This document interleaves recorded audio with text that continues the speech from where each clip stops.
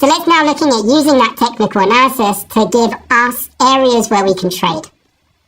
So we know Bitcoin has cycles, and we've seen that here, cycle up, down, right? And so what we want to know is, we want to be active during down cycles. We don't want to be too active at the top of things, right? So we know that Bitcoin has secular growth in cycles around this. So we can use the secular charts, which is this logarithmic regression, right? You saw that down here in the settings, logarithmic. So we know that we're in a down cycle in this pattern. We know that. So we want to be buyers if we're investing, right? Assuming that we want to invest in the asset, you're going to have to be active at that point, right? And what we know is the trends right here, right? So this data shows that Bitcoin moves in trends where it expands and contracts, expands and contracts, expands and contracts. When you're down here, you're being active as an investor for sure. So what we can do now is go back to a price chart and give ourselves some price levels where we want to be active under. So the first one is a drawdown. We know that this was a key price level under this, 32,000. So what we do is we can go back onto our trading chart and draw this on. That level there, 32,000. Anything under that is a big sell-off because we had support, eventually broke down. And so as an investor, what you're saying to yourself is, anything under here is pretty much automatic buy because you're down at the bottom of a price cycle. You can very clearly see that. These are just regression lines, right? So mid-regression, lower and upper. You're down at the bottom end of a price cycle. We know this from the regression analysis and from the technical analysis. This price level, from a price technical analysis standpoint, has broken down through support. Anything under that level is probably a buy if you're an investor and you are looking to accumulate, right? You can obviously just buy all the time, but of course you want to be more active towards the bottom of trends. You don't know where the price is going to go, but these are areas. Then what you can say is, if the price moves up through this, what's the next level that we want to look for? So if you're a short-term trader, a breakout may suggest that you're going to get some bullish price action eventually, which happened. And so that is an area that you want to look at. And of course, if you're investing, what you're saying to yourself is, there may be an area here as well that there may be some resistance, right? So at what point are you thinking there may actually be some resistance here, maybe some, some sell-offs or some choppy trade here? Am I comfortable with this price? Is this price somewhere near the investable range for me? So I just did that as a box on this chart, right? So you can draw these via this. So rectangle, just draw that. Gives you an area rather than a specific line. But what we're saying here is, yes, there is a lot of support and resistance and choppy trade here that it's going to be quite difficult to break through. And that's why you saw some resistance up at this level. Are you happy to buy here? Look at the regression. Are you happy to buy this, right? Or at what point would you be willing not to buy, or maybe buy less, or maybe just come out of the market? With the regression trend, right? So what we're doing here is line, week chart, logarithmic, draw on these regressions via curves. And what you're saying is, anything under this line is probably a buy, anything over this line is okay, but when you get up to the top here, that seems to be a rejection point. Rejection point would be 100K, call it that. So what we can do is go back, look at the price chart right here, and draw on some sort of level, right? 100K, be around here. So that could be areas, right? So nobody knows where the price is going to go, what's going to happen in the world. Nobody knows that. All we're trying to give ourselves is some sort of guide as to where we're happy buying or selling. For me, because the price was in a drawdown and we were at the bottom of the trend, anything under this line was like, thank you. Anything above this is fine, but if the trend is suggesting that you meet resistance at these levels, the logarithmic, then anything up here, you have to start questioning, am I okay buying at these levels? If I need the money in a couple of years, short time frame, is it best to be putting it in Bitcoin or crypto when it's at this price level? Because it may meet resistance.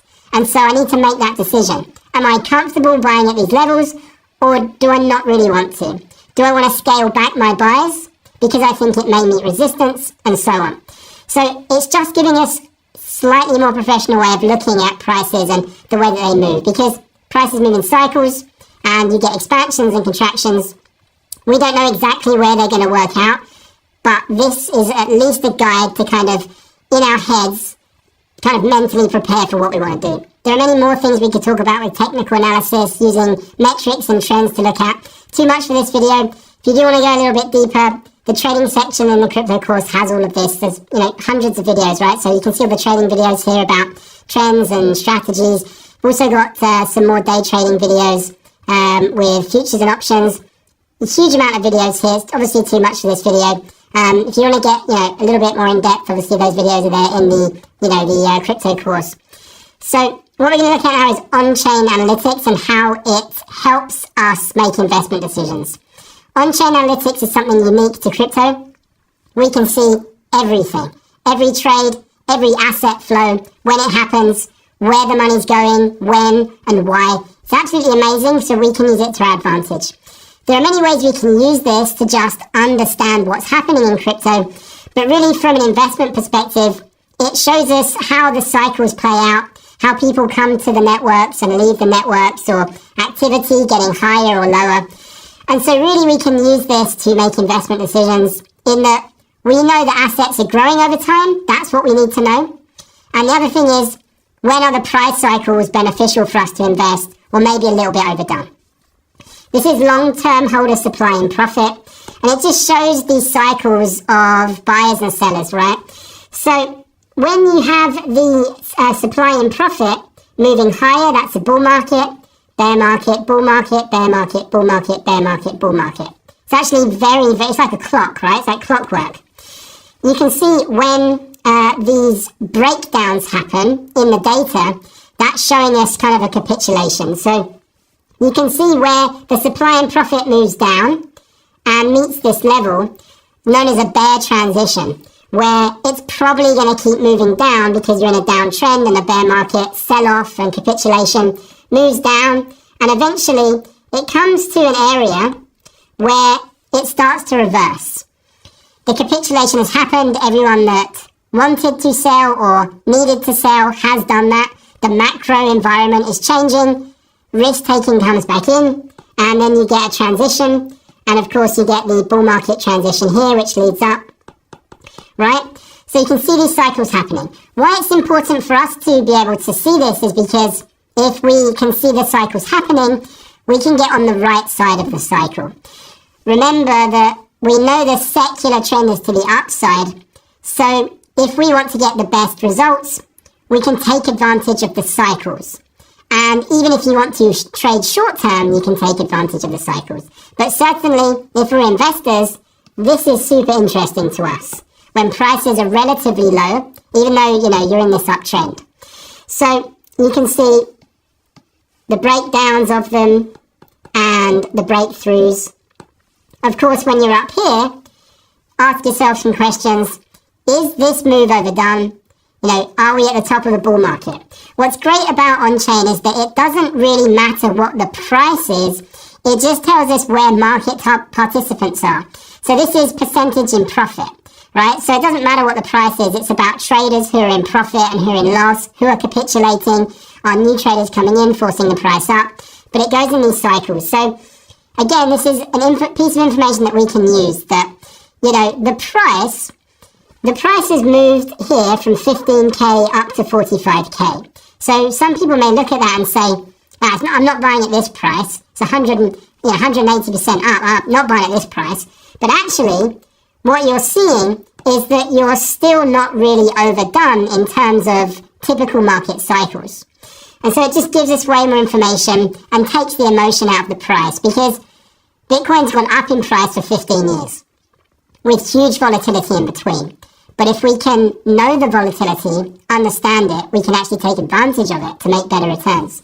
So that's holder percentage supply and profit. Now, there's so many metrics here that I can't go through all of them. Glassnode is great. Look into Bitcoin is great. I'll leave them linked below. Some of them are free. Some of them have a freemium thing and a paid tier. So you can make those decisions up to you. What we're looking at here is NVRV again. What this tries to do is show us where the price of Bitcoin is in relation to the Bitcoin that's already on the network and has moved before. It shows us how many people are in profit, or is the price in profit and people are kind of moving things around at a higher price. So if we take the Bitcoin price out, what it also shows us is cycles. Up cycle, down, up, down, up, down. No price, but if we could see that during the up periods where the realized price of Bitcoin being moved is being moved at ever higher prices, that shows a bull market. When we're down here, that shows that Bitcoin is moving at lower prices, and that shows a bear market or a capitulation. If you're an investor that wants to get access to secular growth, the best time to buy is down times. And so without even looking at the price, we know that this part of the cycle where the NVRV is down here is typically a great time to buy. Now, this has happened in real time as well. As we drew down from the last bull market, NVRV came down to the buy zone and has rejected yet again. And that's because this asset has secular growth. If it doesn't, then the NVRV would come down here and then just stay there, right? So obviously that's not great, and you don't want to be trading that or investing in that. When you pick assets that have secular growth, they'll climb out of this to a new level. What we can also do is get the level of trades, right? So we know that NVRV, once it spikes up to about 6, that tends to show that you're kind of late stage bull market, and prices are pretty high at that point, and it can't stay there forever, right? It tends to kind of reverse at some point. So you can see it used to spike up to 10, then it got to about 9, 8, and then it's about 7 here. Maybe it spikes up to 6 or 7 here. But as you can see, not the price, not the market price, the level of buyers and sellers, where they are. Still quite low as of making this video. And at the top of a bull market would be up here at 6. Now, if we're at 6, do you want to be putting your life savings into BTC or any of the other cryptos that would have this data? Because each time you got up there, it tends to be at the kind of top of a speculation bull market and euphoria and everything's great. You know, these things move in cycles, right? Long-term investors just calm down and know that they want to invest through cycles. Definitely when things are bad, that's the best time. And if they want to pay up here, that's fine as well. Because what this doesn't show is price. Remember, we could have bought up here when it was 10 and made loads of money. Because if you put the market cap back, you're buying Bitcoin here at like much lower levels, right? $20. So the NVRV was very high because it was the all-time high at that point. But if you're a long-term investor and you're buying at $20, no problem. So it's not that NVRV tells us what the price is good or bad.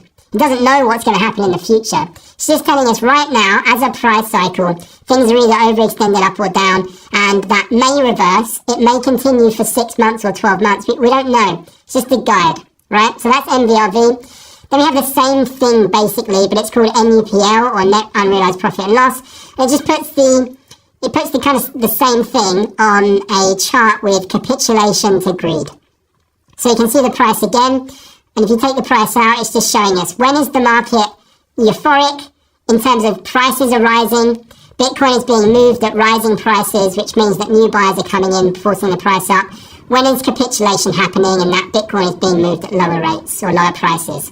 So as you come down, you get capitulation. As it moves up, you get hope, optimism, belief, and euphoria. They just put this on to make it simple, but you can see the cycles here, right? Price cycles of up, down, up, down, up, down, up. And we're going into an up, so we're in belief or optimism right now. put the price back on, the price cycle flows this. But remember, buying here during euphoria was still a great trade if you had the time to wait, because the asset is just growing over time, higher highs, higher lows in a trend. So the on-chain metrics can really help us with trends and where we are in cycles. And the reason that that is important is because you can overlay that onto price charts and give yourself a lot more information about actually down here when we were in the buy zone, right? That was 15k, the price was 15k. That really is a buy zone, right? So if you're an investor, I mean, when are you buying other than when the price draws down, right? And we're drawing out of here, and now look, the price has done very well recently.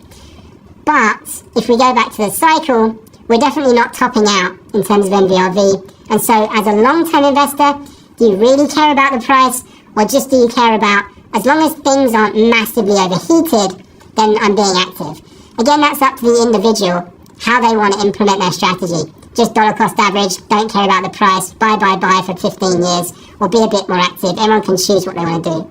If you're truly looking to invest in cryptocurrency as an asset class, whether Bitcoin only or a mix of some of the networks that you think have good growth long term, then price cycles become slightly less relevant, almost irrelevant. You're dollar cost averaging through cycles, and you have a time horizon of 15 plus years, right?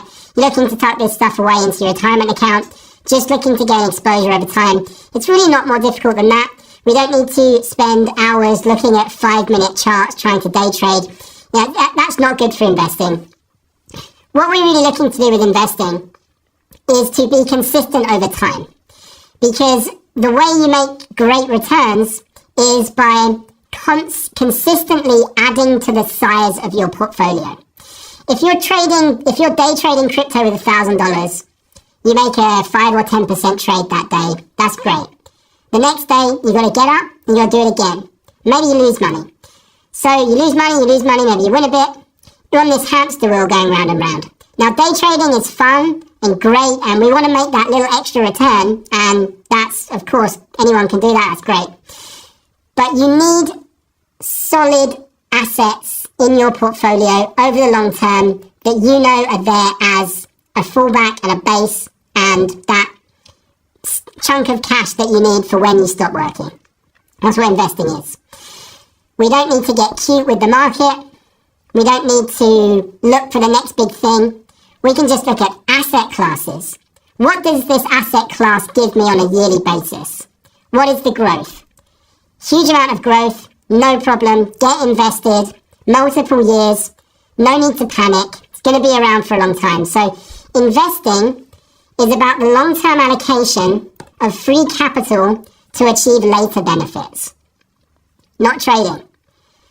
What asset classes can I utilize to give me the things that I need? You take free cash flow from your income to buy desirable assets that are expected to increase in value over time. You might think that's Bitcoin, you might think it's Ethereum, you might think it's something else. You might think that crypto's got no secular growth and so you invest in something else. It's up to the individual. No investment advice here, but that's investing, choosing specific assets or asset classes that achieve returns commensurate with the amount of risk that you want to take. If you're 80 years old, putting all your money into an altcoin because you think it might do well, probably not a good idea. If you're young and have time to wait for the actual growth to occur, then you can get much better returns by stomaching the volatility and waiting for that secular growth to occur. So we don't have to panic. The money is there. It's there to be made. We just have to expose ourselves to the assets that we want. We're not trying to make money. We're just trying to choose the asset classes that we need. Buying assets that can protect our savings from inflation. So when investing, a lot of people, especially ones that ask me questions over time, they ask me specific questions about the market, like, what do you think this asset is going to do? What do you think the price will be based on this news event?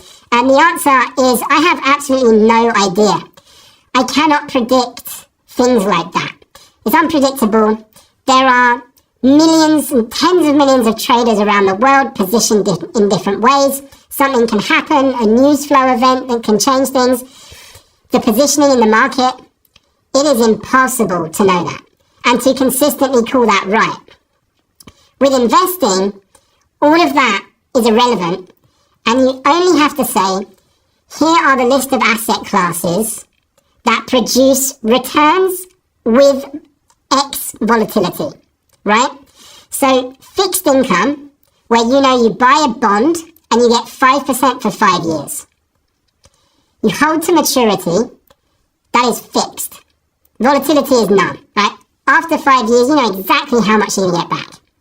The returns are lower than something like Bitcoin has been, with more volatility. So you can choose exactly the types of assets that you want and blend them in a portfolio to give you the risk that you want to take. It is from you first, not the market. Don't try and call the market. Don't try and call what assets are going to win and lose. It doesn't matter. What are your needs? How old are you? If you're 70, buying altcoins is a bad idea. If you're 25, you can stomach the volatility. Getting exposure to crypto might give you much better returns than buying bonds. How much free cash flow do you have? Right, that's going to deal with things. If you need the cash back, or if you're tight this month, or, you have to choose what is going to be the best thing for you, right?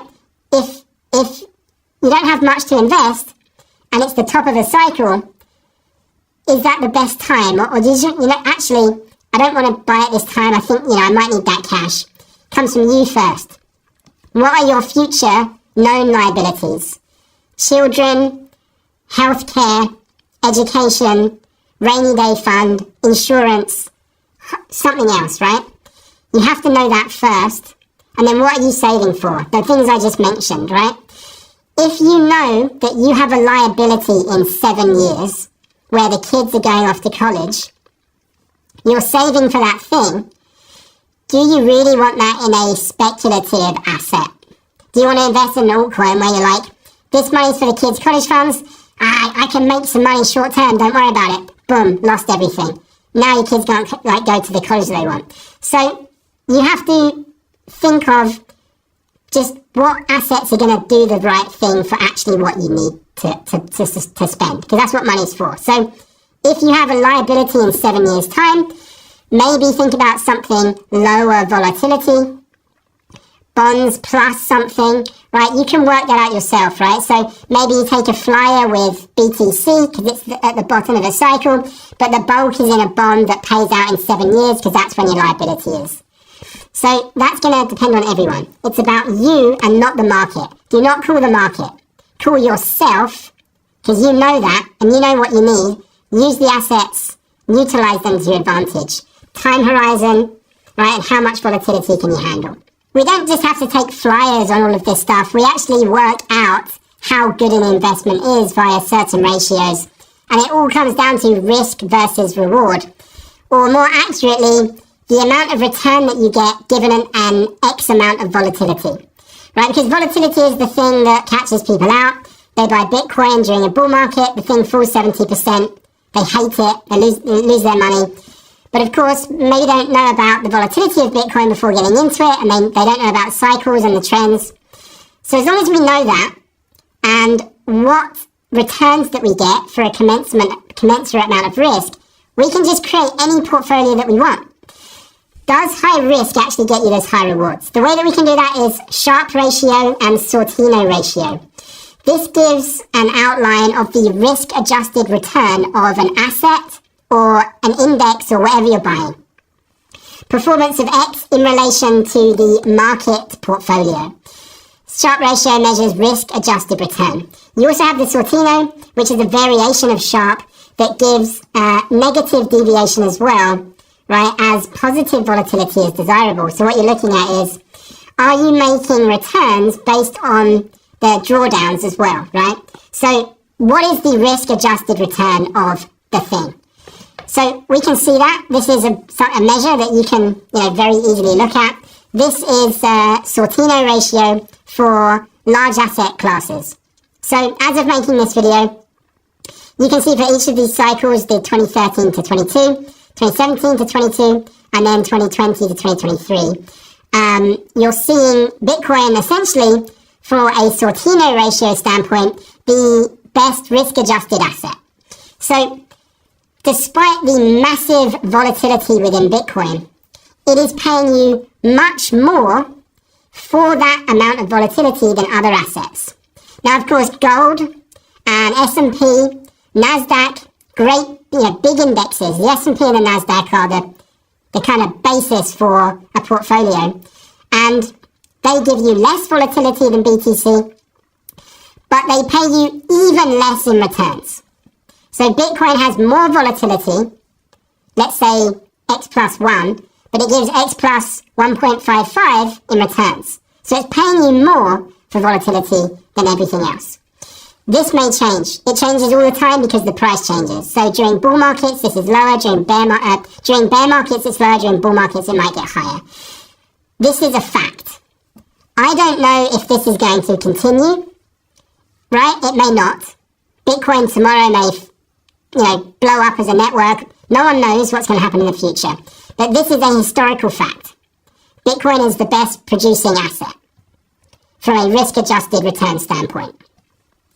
This is Sharpe ratio, which is a similar thing. You can see the cycles here, right? So as Bitcoin moves up into bull markets, the Sharpe ratio gets really high and amazing, and the Sharpe ratio draws down during bear markets. But overall, what you really want to be looking at is this, right? So you can see that the Sortino ratio of Bitcoin over time is, of course, very, very desirable. This is Sharpe ratio as well. So we're looking at Bitcoin versus ETH, gold, US stocks, real estate, bonds, emerging currencies. The asset classes. You want to choose one of those to invest in if you're investing for your retirement. These are the asset classes. As you can see, Bitcoin is also, for most of the time, the best risk-adjusted asset in the world. Has been for a very long time. That's why it's potentially desirable for a lot of people. It may not be in the future. I have no idea. But this is just pure factual data. Given that these ratios are telling us that any amount of invested money in Bitcoin will outperform other assets, what we can also look at is how a portfolio of buying this asset over the long term should give us higher returns. So on Look Into Bitcoin, we've got a dollar cost average strategy, which is buying an amount, $50 each week, and you start 5 years ago. Given that Bitcoin is supposed to have a higher Sharpe and Sortino ratio than others, it should actually outperform them. So you can see that here, that the percentage change, just by my head here, 200+%. You've got gold here, Apple stock, and the Dow Jones. And so you can see that it has, despite volatility and big drawdowns, outperformed those assets. So it's not about volatility, it's not about risk, it's about risk-adjusted reward. Can you stomach volatility?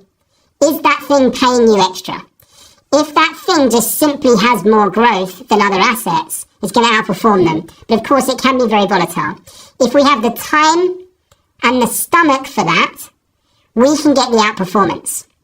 We don't even have to call the price. All we have to do is wait. We have to identify what the asset classes are, what the yields are that we get from them over time, and then allocate to them. And if you want to outperform, you can just choose those assets as long as you have the time and the stomach to actually get into them, have the drawdowns and everything like that.